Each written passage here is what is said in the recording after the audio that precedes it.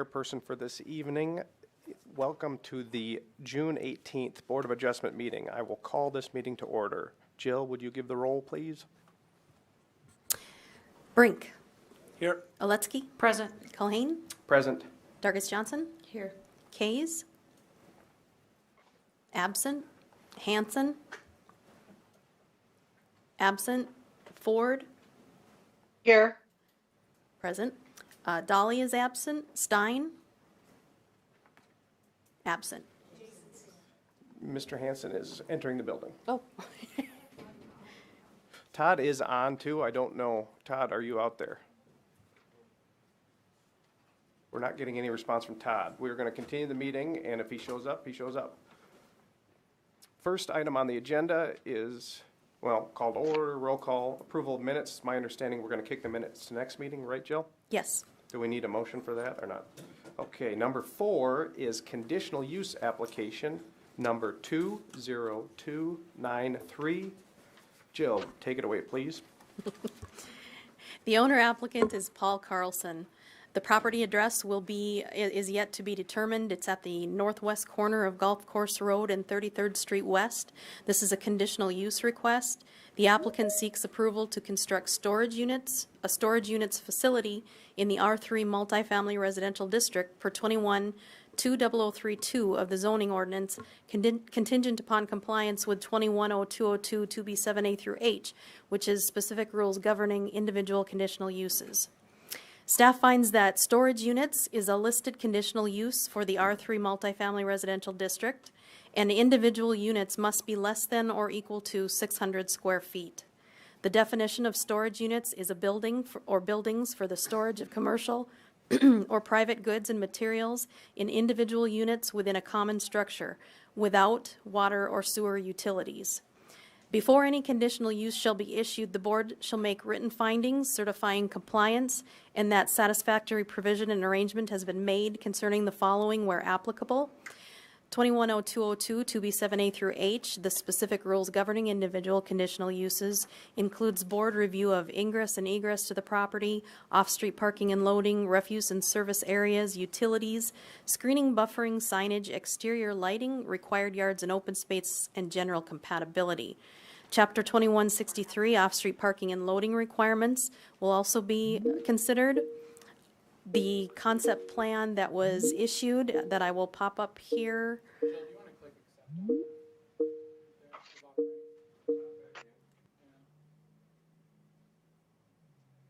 Click join now. Todd, are you with us? Oh, this is just a call. There he is. I think we left everyone else. Oh, Thank you. okay. Todd, are you not able to join the regular Teams meeting? I'm on there right now, I believe. This is, well, we're only in a call with you, so we're going to switch back to. We'll request you. Yeah, we'll call you. Okay, thank you. Yep. All right. No, I can request you.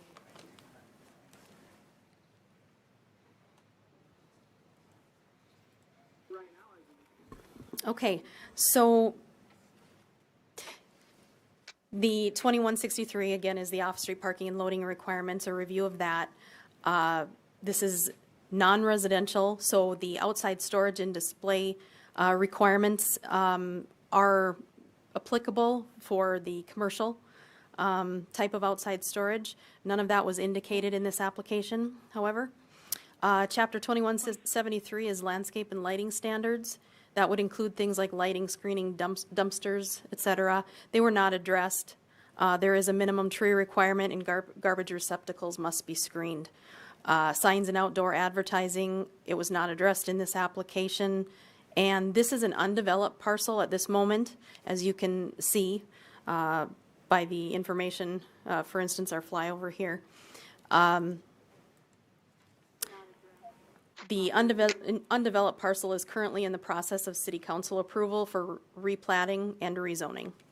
So this board must determine if satisfactory provision and arrangement has been made concerning the above chapters and titles we addressed for such use to be operated at this location, and if generally endorsed, this board may consider conditions of approval.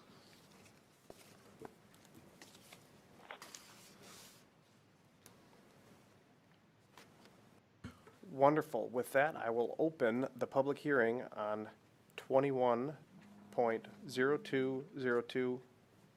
Oh, excuse me, I apologize. On application number 20293. Is there anyone here to speak on behalf of or against the application? Please come forward.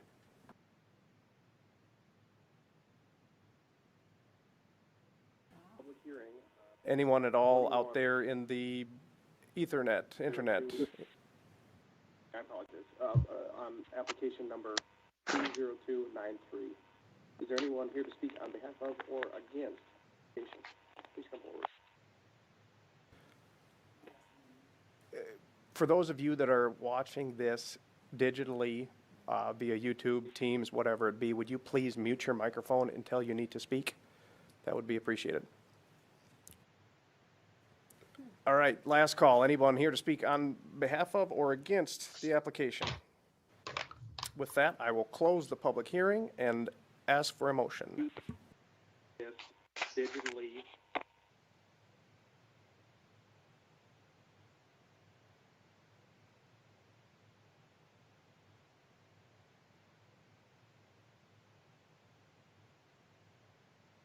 Jill? Yes? I'm sorry, I was in and out with technical difficulties. Did you address in your staff report the need for trees to be planted? Yes, basically what I indicated here is just that there is no request for variance, or they're not seeking variances from any of those type of regulations. It's assumed that they will comply at this point. Okay. Thank you.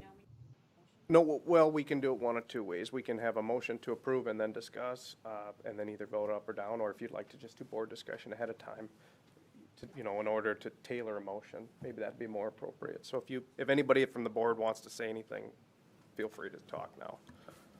This is Diana Ford. Can you hear me? Okay. I see in the letter from Paul and Lori Carlson, it says on point E, there is no screening planned.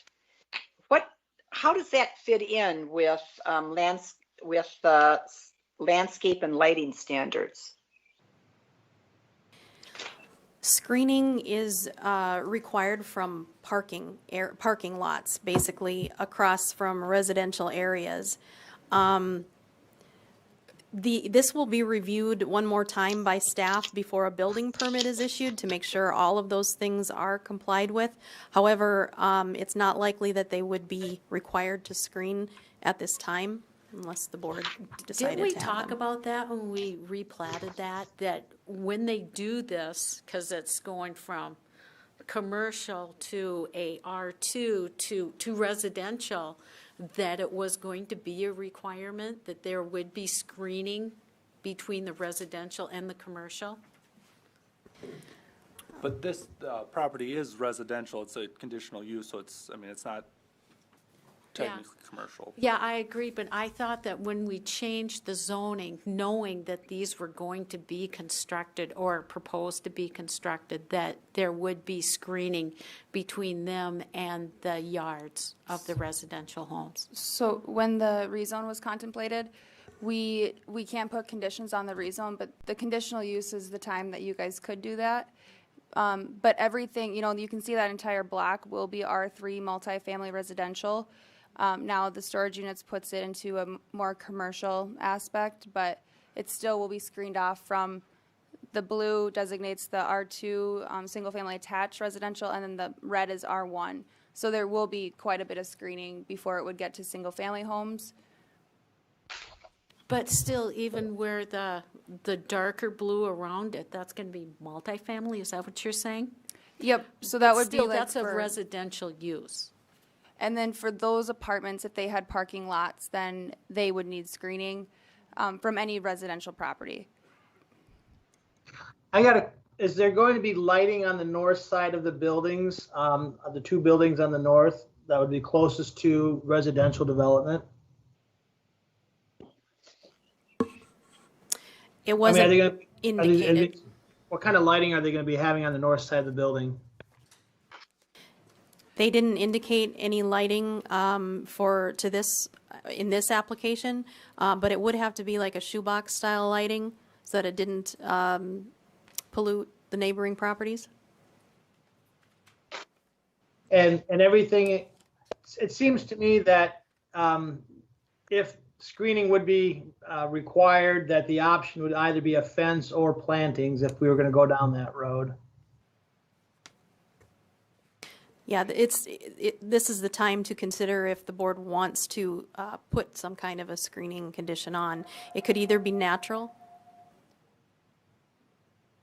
with shrubs and hedges and berms, or it can be artificial with fencing, such things as vinyl fencing or wooden.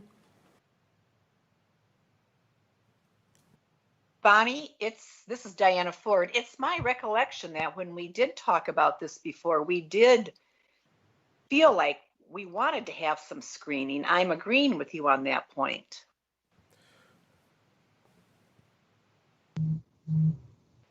Mr. Chair, Yes. this is Kays. I'm going to make a motion to approve the conditional use permit as presented with the condition that screening be required between on the west and north property boundaries of Block 3 at the discretion of the applicant, whether it be fencing or natural shrubbery and mounds. Excellent motion. Do we have a second? I'd second that motion, sure. What about lighting? Sorry about that. What about lighting? Are we going to address that on the north and west side too? I would say lighting just can't spill over onto the properties per the ordinance, which is already, they're not allowed to, right, Jill? Correct. Yeah, so I mean, the ordinance doesn't allow for light spillage anyway, so it's not necessary for part of this motion. We have a motion by Kays with conditions of screening on the north and west side of the property, and a second by Brink. Chair, I'd like further discussion. Jill, it said the building will be constructed of two-tone steel siding. Is that approved in R2 zoning?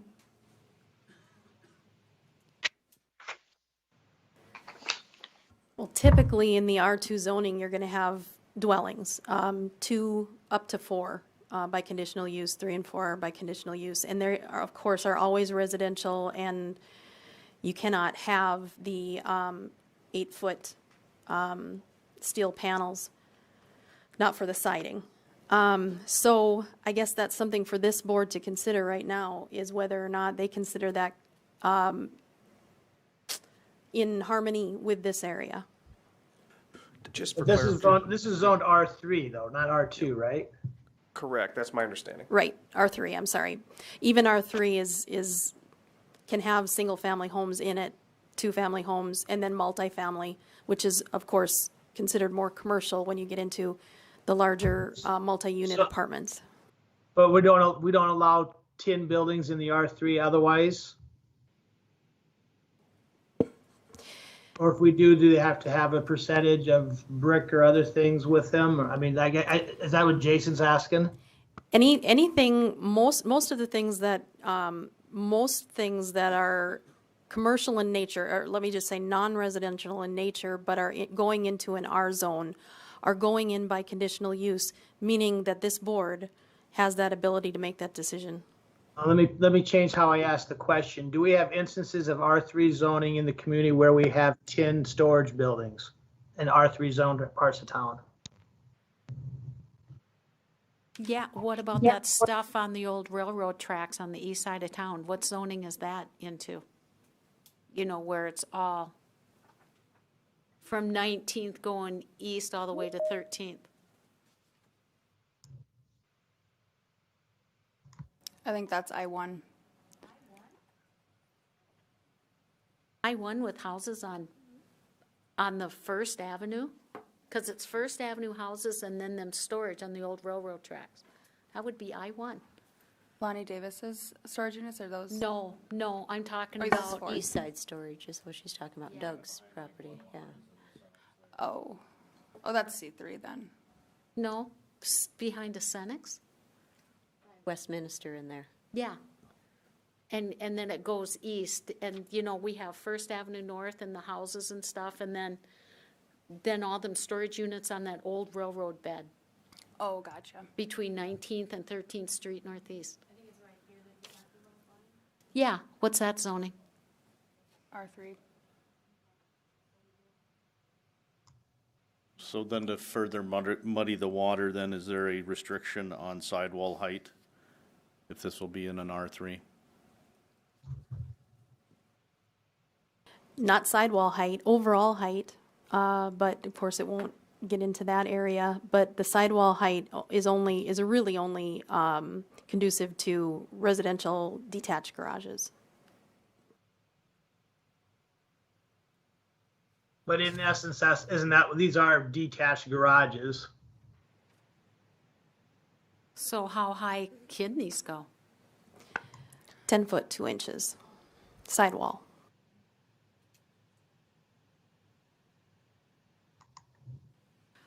Now, back to the siding, just because we allow steel siding on the east side of town, can we make this a little bit different?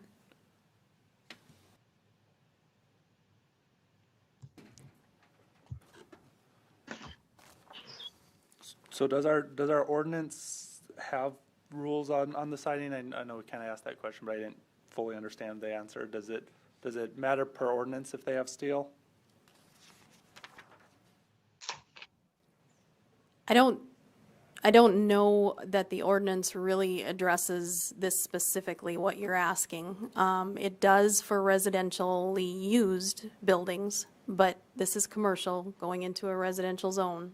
And they're really, unless it was in an historic district or something like that, we really don't have regulations. Can you think of any, Brandy? No, and like Jill said, this is a commercial use going into an R3 transitional district. And you'll see these on other corners too. You got 2 collector streets. And so really what you guys need to contemplate is age and if it fits the general compatibility. And you guys do have the screening as part of your motion. Well, we have the ability to dictate building standards too, to address compatibility.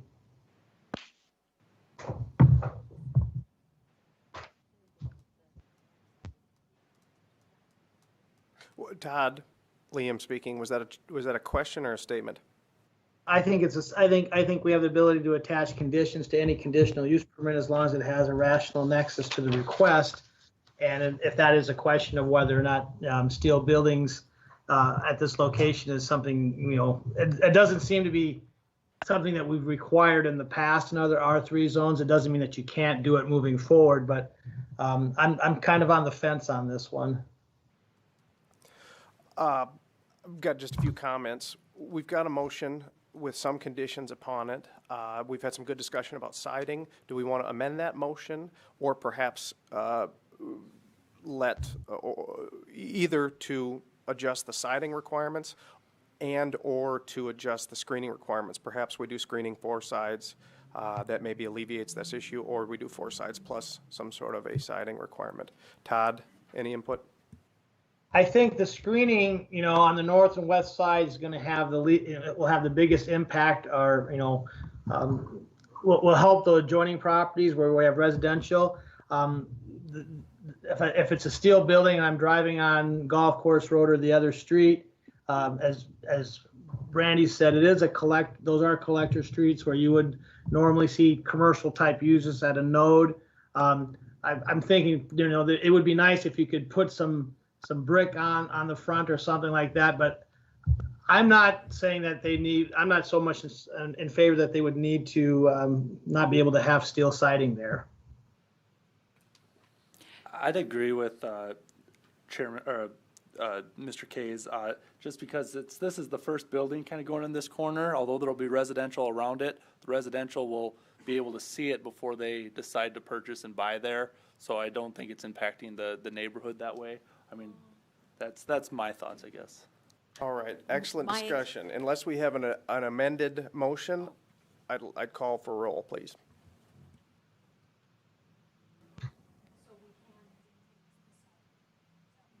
We can, if you'd like to make a substitute motion, or either substitute or amendment to Mr. Kay's motion. Well, the only one thing that I have to say is that in our garage ordinances, they cannot have steel siding. They have to have regular house siding. Matt, I hate to ask like the question that of a past application, but remember like the dance studio, and that we said that they needed brick. Didn't we say aesthetics That's because it wasn't was contemplated? in the historic downtown. That was specific to that. I was thinking about that too, but it was in a commercial zone, and also most of that conversation was oriented towards the fact that it's in our downtown area. But it could have been, if they weren't going for the conditional use, it would have been permitted. Right. Okay. Bonnie, if you'd like to make an amended motion or a substitute motion, I'd certainly entertain that. Otherwise, I'd call for a vote. I would like to make a motion that we approve what Todd Case said, to allow them to build with the screening on the north and on the west sides, but that they would have to have compatible siding to a house.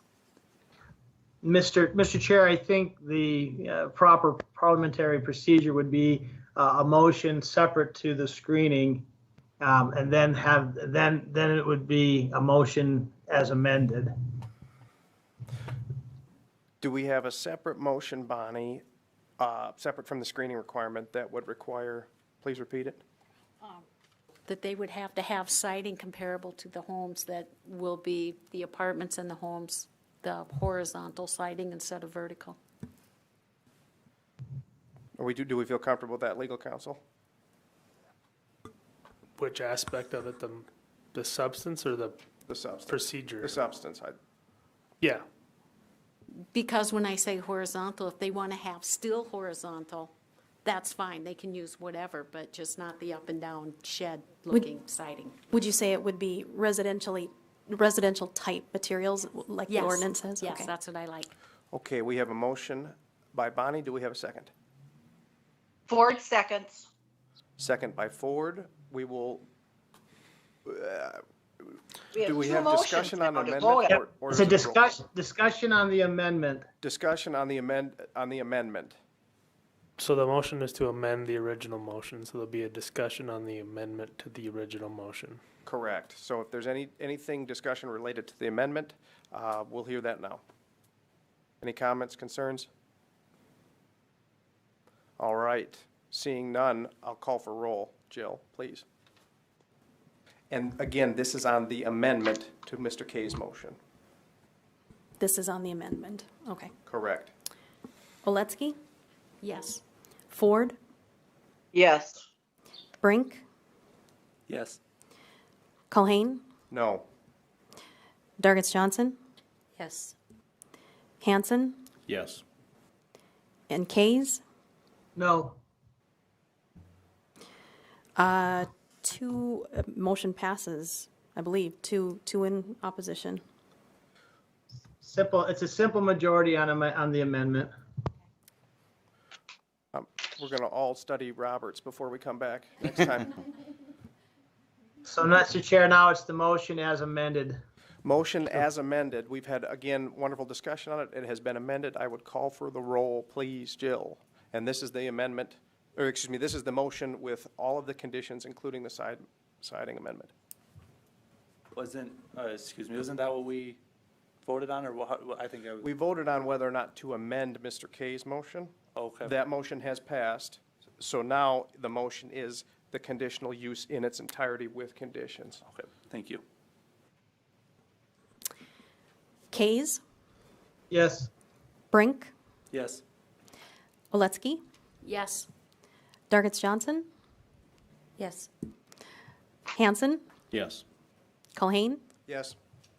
Ford, Yes. motion passes. All right, moving on to agenda item number 5, conditional use application number 20292. Jill, would you please inform us? The owner applicant is Melissa Henricks. I'm sorry, Jill, can you share your screen?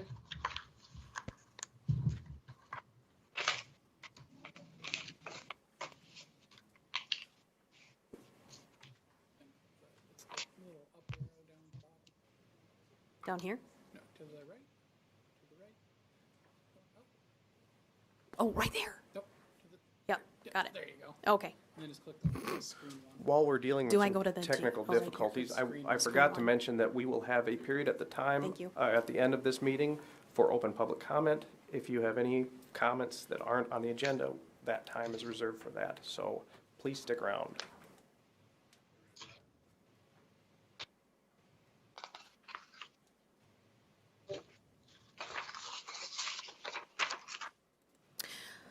Okay.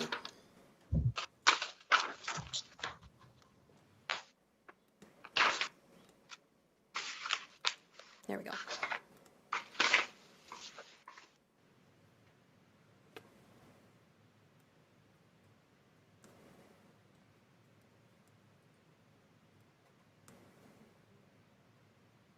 Right there. Right there. Yeah. I wonder why that lost. Okay. All right, the owner applicant is Melissa Herricks for Backroads Coffee House and Lunchbox. Property address is 1519 and 1521 4th Street Northeast. This is a conditional use request. The applicant seeks approval for the sale, serving, and consumption of alcoholic beverages in a coffee shop located in the C2 Local Commercial District pursuant to 21-26034 Bar Tavern and contingent upon compliance with 21-0202 2B7A through H, specific rules governing individual conditional uses, and 2.0102 location.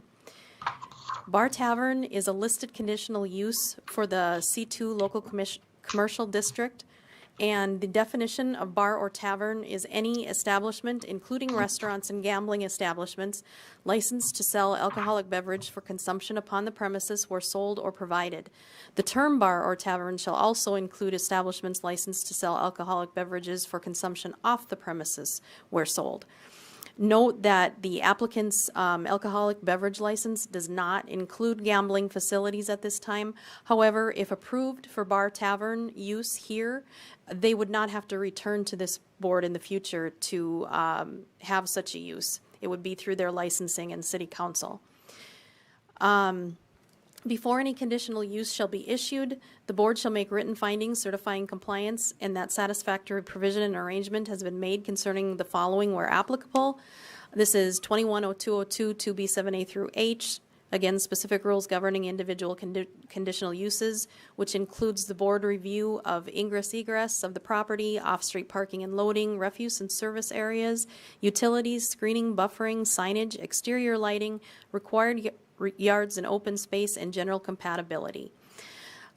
Location for this particular request, with the exception of applications for special alcoholic beverage licenses, no application for a license to sell alcoholic beverages either on sale or off sale or malt beverage shall be approved by the board or by the city council mayor under either of the following conditions. This would meet or fall under one of those conditions if the premises are within 100 yards measured by the regular and usual path of travel from any door or exit of any church, school, boys or girls club, church or community-sponsored recreation center, provided, however, that this recreation or restriction shall not apply when any church, school, boys or girls club or community-sponsored recreation center is located in a C1 community commercial or C3 highway commercial district, or the business authorized by such license has been continually so authorized at the same location from a time prior to the establishment of one of the organizations mentioned herein. Just for your information, I don't believe that there is any such community or church-sponsored organizations within that radius of this. Chapter 2163, off-street parking and loading requirements. Melissa's concept plan here does show traffic flow and parking, and it includes a drive-up window, pass-through window. Chapter 2165 is outside storage and display requirements. She did not address wanting any outside display or storage in her application.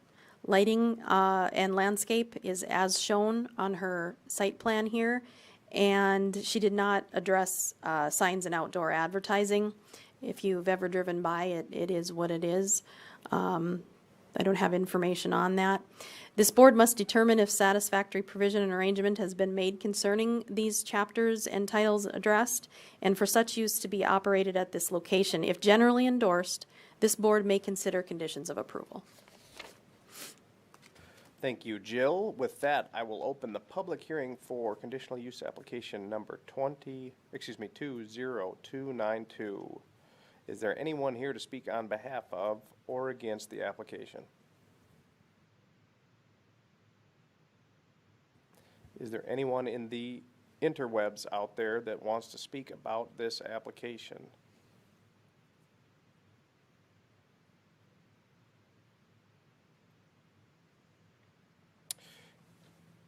Hearing no requests to speak, I will close the public hearing and ask the board for discussion. Chair, discussion, refresh my memory, are we blessing the whole property or my understanding this is one building but with potentially two uses, and then what about outdoor consumption? So are we, My understanding is we bless the entire property, and then when they go for an application in front of the city council, they can make other conditions, correct? Yes, we have in the past limited our spaces to just the building, just half of the building, et cetera, but the request is for the entire property inside and out. Good question. I think that's probably the appropriate request with what's been happening with the COVID and allowing people the most opportunities to conduct business inside and outside their structures. Mr. Chair, I'd like to make a motion to approve as requested. We have a motion by Commissioner Kays. Do we have a second? I'll second. Second by Commissioner Hanson. Any further discussion on the motion? Hearing none, I will call for a roll call vote. Jill. Kays, Aye. Hanson, Aye. Culhane, Aye. Oletsky, Aye. Dargits Johnson, Aye. Ford,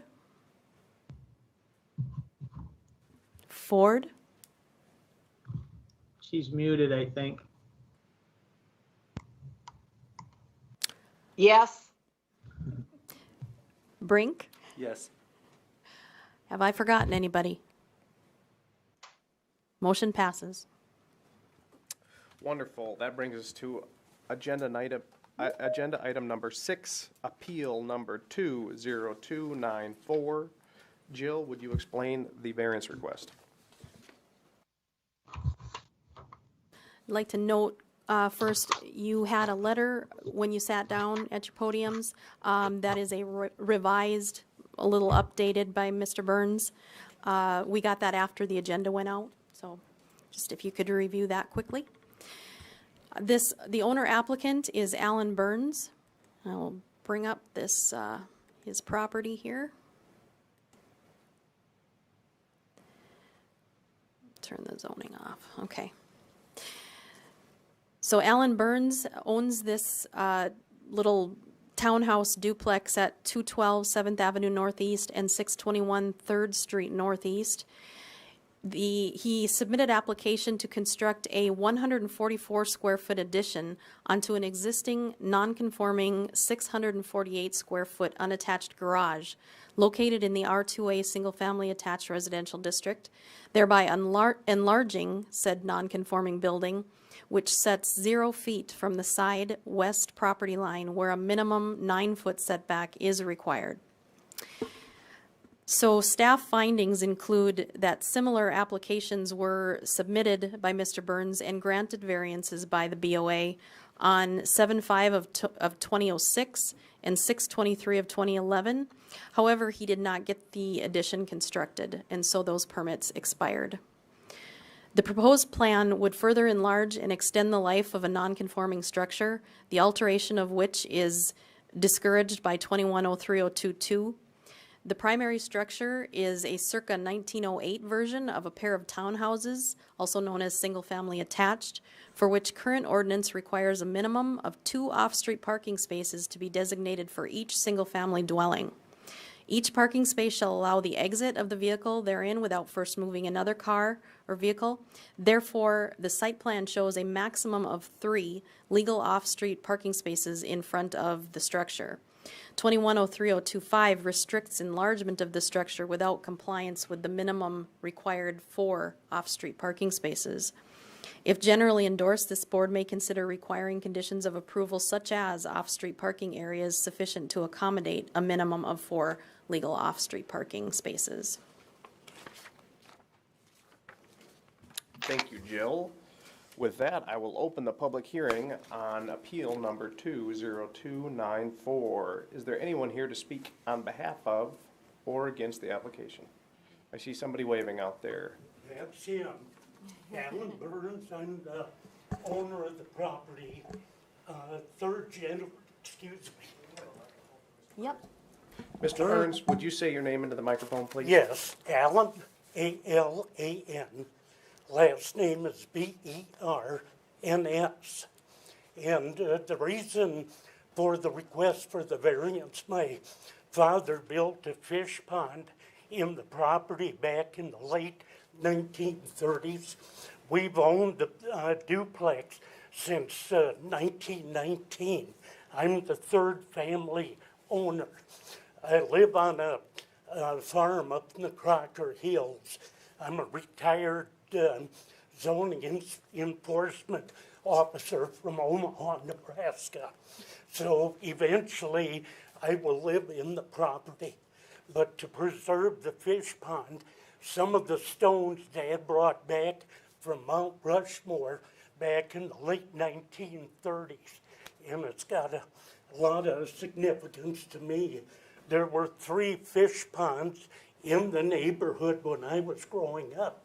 The Walworth property right across the street, Mrs. McIntosh, a piano teacher on 2nd Street, and the Eggies in the next block across from Mount Olive Lutheran Church. It was the thing to do. This is the only one left, so it's kind of a neat piece of history, and this would allow the preservation and preserve Dad's handiwork. Any questions?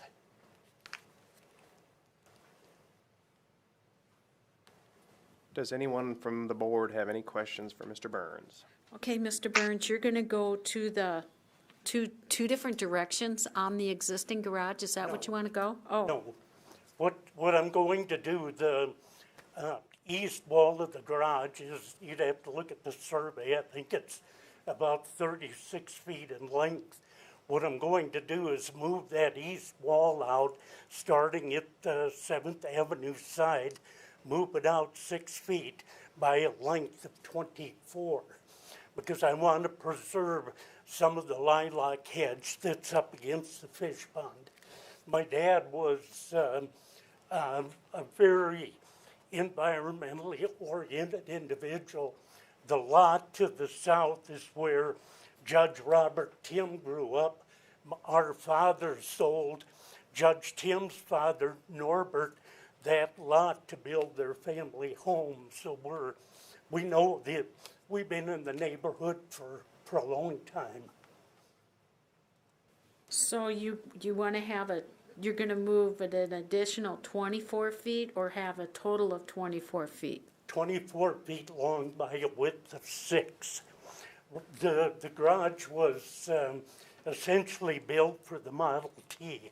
And it is so narrow, if you get 2 cars in there, you can't open the door. You've got to pull one out to get the other out. That was fine when my mother lived there, but it just doesn't work anymore. The garage is in tough condition. It's got to be restored this summer, tear it down, and that'll meet with current setback. The pool, fish pond is gone. So it's something I've got to get done this summer. Just forget about it.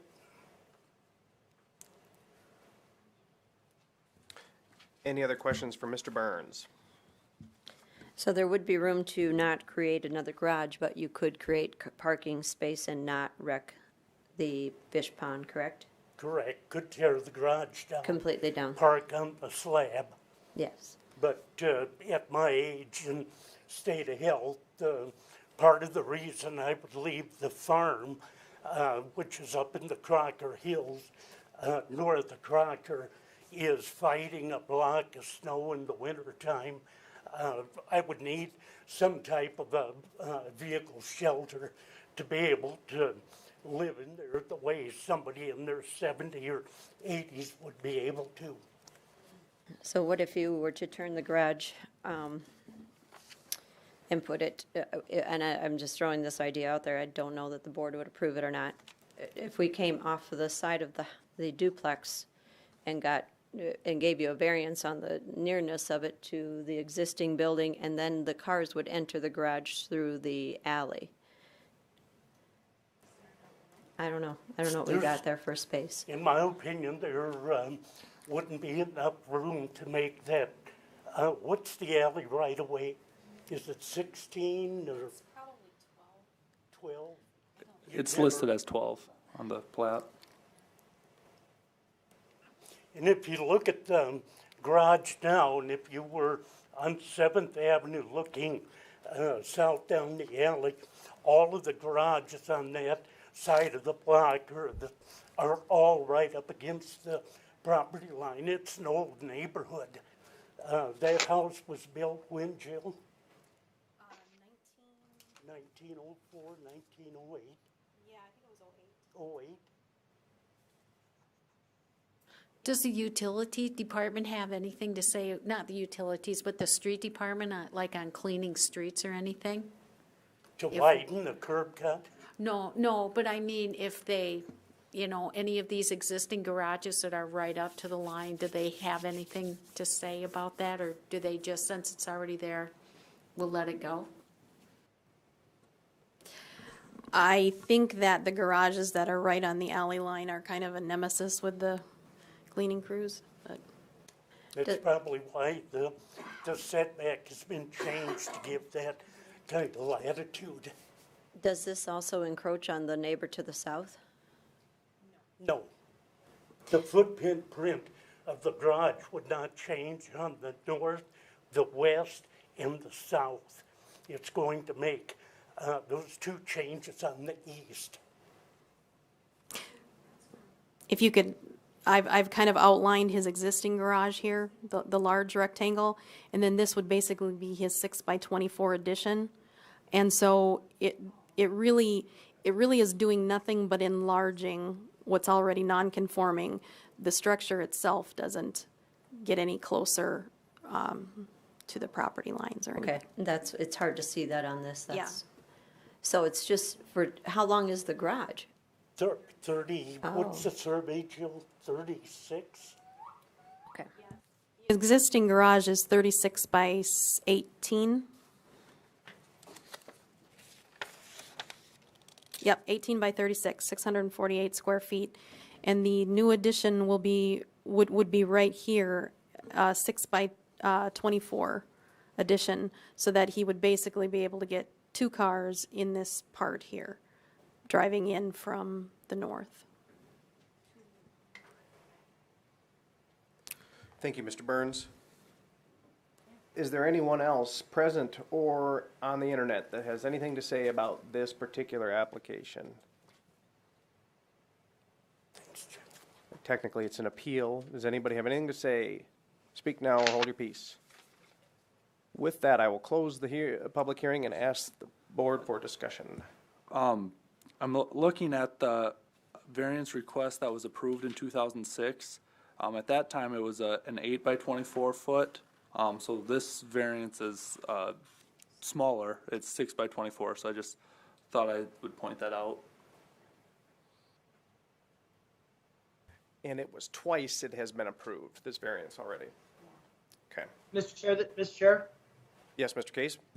I view these types of expansions, while these are non-conforming uses, legal non-conforming uses, the expansion realistically is not, it's more of a non-standard type of, we don't have that in this, our city's current ordinance, but it's really more of a non-standard use. The expansion is not further causing any more violation to the ordinance as far as encroachment onto the property. And in conjunction, again, this is older parts of town.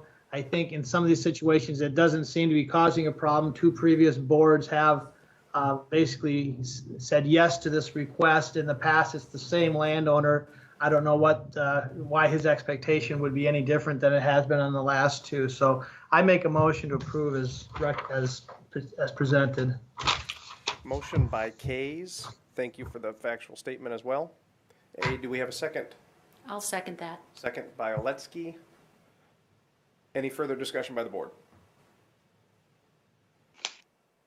Hearing none, I'd ask for a roll call vote. Jill? Kays, Yes. Oletsky, Yes. Hanson, Yes. Culhane, Yes. Ford, No. Darkitz Johnson, Yes. Brink. Yes. We have 1 opposition. Motion passes. Come to the part of agenda, what everyone was waiting for. Number 7, open public comment. Is there anyone here to speak about anything that wasn't on the agenda today? Is there anyone in the internet that wants to speak about anything? Okay, number 8, old business. Do we have any old business, Jill? Number 9, I would take a motion to adjourn. Do we have a motion? Moved. Second. Motion by Brink, second by Rhonda Dargitz Johnson. All those in favor, roll call, please. Brink, Yes. Darkitz Johnson, Yes. Oletsky, Yes. Culhane, Yes. Hanson, Yes. Kays, Yes. Ford. Yes. Motion passes. We are adjourned. We will take a very short break and then resume the Plan Commission meeting.